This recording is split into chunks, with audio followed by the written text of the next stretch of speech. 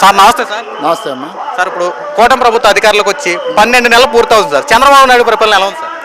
పరిపాలన గురించి అయితే మేము బాగుందని చెప్తాం, కానీ ప్రతిపక్షం వాళ్ళు అసలు ఏమీ బాగోలేదు అన్నారు. మేము ఎన్నికల్లో హామీ ఇచ్చాం, రేషన్ వ్యాన్లు మేము రద్దు చేస్తాం అధికారంలోకి వచ్చిన వెంటనే. ఎవడో కూడా ఆ టయానికి ఆ వ్యాన్ అతను వచ్చినప్పుడు ఉండకపోవటం, వాళ్ళు పనుల్లోకి వెళ్తాం, వాళ్ళు వచ్చిన టయానికి వీళ్ళు ఉంటాం, వీళ్ళు లేని టైంలో వాళ్ళు రావటం చాలా ఇబ్బంది పడుతుందని చెప్పేసి మేము అన్న మాట ప్రకారమే రేషన్ డిపోల్లోనే ఇస్తామన్నాం. అది హామీ నిన్నటి నుంచి అమలు చేస్తాం జరిగింది.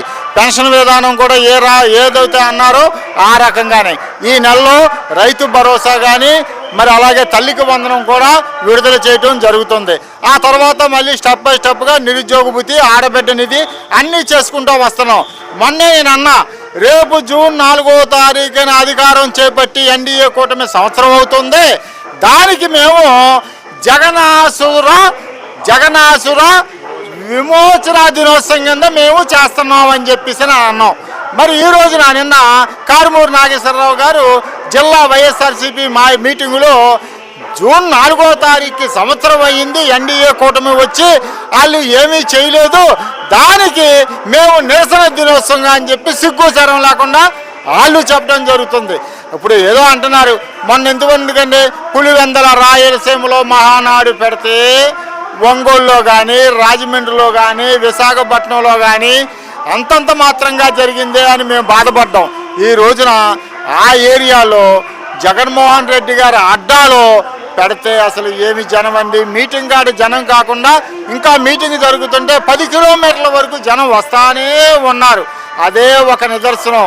పోలవరం కానీ, అమరావతి కానీ, సంక్షేమం కానీ, అభివృద్ధి కానీ, శాంతి భద్రతలు కానీ ఏదన్నా జరగాలి అని అంటే ఎన్డీఏ కూటమి నరేంద్ర మోడీ గారు, చంద్రబాబు నాయుడు గారు, పవన్ కళ్యాణ్ గారి వల్ల అవుద్ది తప్ప ఈ వల్ల అవదని చెప్పేసి మేము అంటున్నాం. సార్ ఇప్పుడు ఈ సంవత్సరం పరిపాలన చూసినటువంటి ఈ జగన్మోహన్ రెడ్డి ఏమన్నాడంటే, ప్రజల్లో వ్యతిరేకత వచ్చింది, 2029లో నేనే ముఖ్యమంత్రి, ఒక్కొక్కడు అంతు తెలుస్తా, 7 సముద్రాల అవతల వెతికి మరీ లాక్కొచ్చి మీ అంతు తెలుస్తా అని చెప్పి మాట్లాడుతున్నాడు జగన్మోహన్ రెడ్డి. యాక్చువల్ మీ అభిప్రాయం ఏమంటే ఒకటేనండి, ఈ రోజున కాకాన గోవర్ధన్ రెడ్డి అరెస్ట్ అయ్యాడు, నందిగం సురేష్ అరెస్ట్ అయ్యాడు, వల్లభనేని వంశీ అరెస్ట్ అయ్యాడు, కొడాల నాని కూడా అరెస్ట్కి రన్నంగా సిద్ధంగా ఉన్నాడు, పెద్దిరెడ్డి రామచంద్రారెడ్డి, సజ్జల రామకృష్ణారెడ్డి, చంద్రశేఖర్ రెడ్డి, చిడతల రజని, ఆడుదామంధ్ర రోజా, వీళ్ళందరూ కూడా లోపలికి వెళ్తారండి.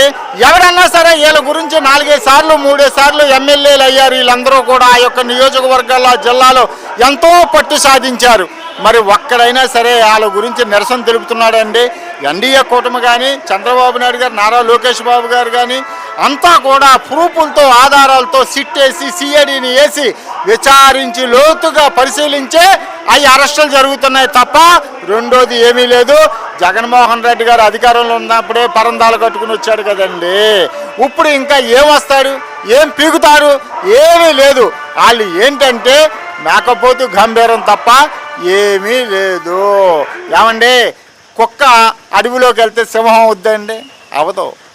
అవదో. సింహానికి ఆకలేస్తే గడ్డి తిందో, ఏటాడి మాంసమే తింటది. అదే ఎన్డీఏ కూటమి. సార్ జగన్మోహన్ రెడ్డి నిన్న కూడా ప్రెస్ మీట్లో ఏమంటాడంటే, నేను ఆంధ్ర రాష్ట్ర ప్రజలకి ఎంతో మంచి చేశాను, నేను చేసిన మంచికి శాలువాలు కప్పాలి, సన్మానాలు చేయాల్సింది పోయి నాకు 11 సీట్లు ఇచ్చారని చెప్పి మాట్లాడుతున్నాడు జగన్మోహన్ రెడ్డి వ్యాఖ్యలు మీ అభిప్రాయం సార్?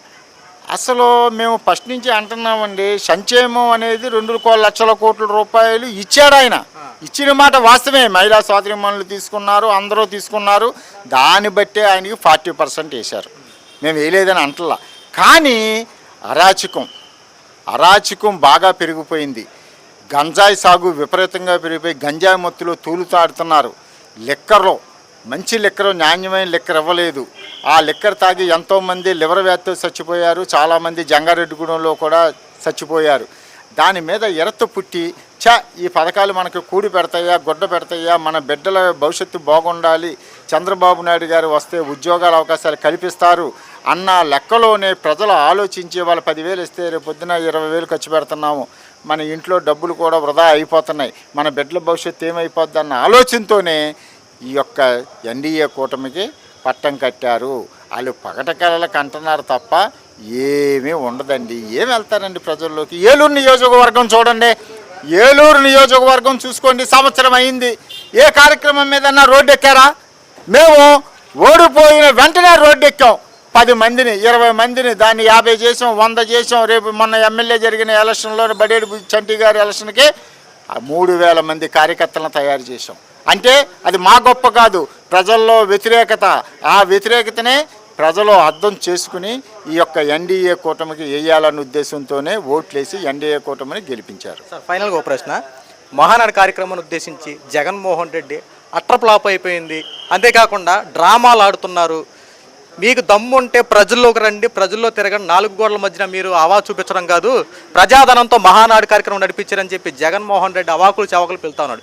జగన్మోహన్ రెడ్డి వ్యాఖ్యలపై మీ అభిప్రాయం? జగన్మోహన్ రెడ్డి అధికారంలో ఉన్నప్పుడు Tadepalli palace, Bengaluru palace, Tadepalli palace, Bengaluru palace. అధికారం ఉన్నప్పుడు ఎక్కడొచ్చాడండి? చెట్లు నరికిస్తాం, పరందాలు కట్టిస్తాం. ఈ రోజున పోస్టల్ కాలనీలో ఏదన్నా మీటింగ్ ఉందంటే 2 రోజుల ముందే మొత్తం షాపులన్నీ షట్టర్లు వేసేయటం. ఫైర్ ఆఫీస్ సెంటర్లో ఏదన్నా మీటింగ్ ఉందంటే 2-3 రోజుల ముందే అనధికారికంగా తాళాలు వేయించేయటం. అక్కడ ఎవరో కూడా పెట్టకుండా రావడానికి వెళ్ళలేదు. అంతవరకు ఎందుకండి? ఆ పక్కనే ఉన్న అమరావతి రైతుల్ని ఎన్ని సంవత్సరాలు నాశనం చేశారండి.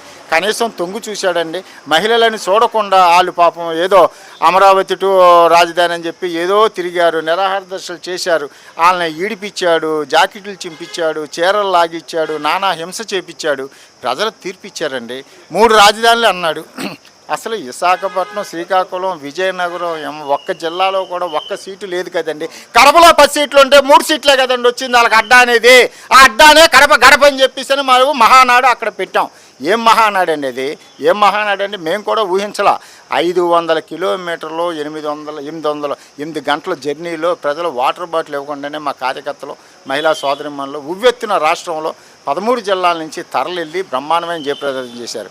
ఏదోటి ఆయన చెప్పాలి. ఉన్న నాయకులు, కార్యకర్తలు. ఇప్పుడు జోగి రమేష్ ఉన్నాడు, జోగి రమేష్ కూడా రెడీగా ఉన్నాడు లోనికి వెళ్తానికి.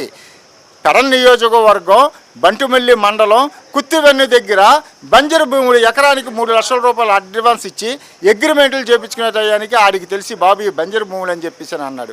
అతని మీద కూడా సిట్ వేశారు. అసలు ప్రశాంతంగా ఉన్న మంత్రి ఎవడో చెప్పండి? వాళ్ళల్లో క్యాబినెట్ హోదాలో చేసిన మంత్రుల్లో ఒక్కడంటే ఒక్కడు ఉండేవాడు. పాపం ఆయన హార్ట్ అటాక్ వచ్చి చచ్చిపోయాడు. మేకపాటి గౌతమ్ రెడ్డి ఎవరో మహానుభావుడు. ఆయన నోట్లో మన్ను ఉంది, మన నోట్లో కూడు ఉంది. నంబర్ 1గా చేశాడు. హార్ట్ అటాక్ వచ్చి చచ్చిపోయాడు. ఆయన ఒక్కడు తప్ప ఎవడైనా సరే మేము నీతిగా పరిపాలన చేశాం అన్న ఒక్క క్యాబినెట్ మంత్రిని చూపించండి. ఎవడో లేడు. ఈ రోజున అంతమంది అరెస్ట్ అవుతుంటే ఆ 4-5 వెళ్ళి పరామర్శిస్తున్నారు. అంబటి రాంబాబు ఆడేమంటున్నాడు?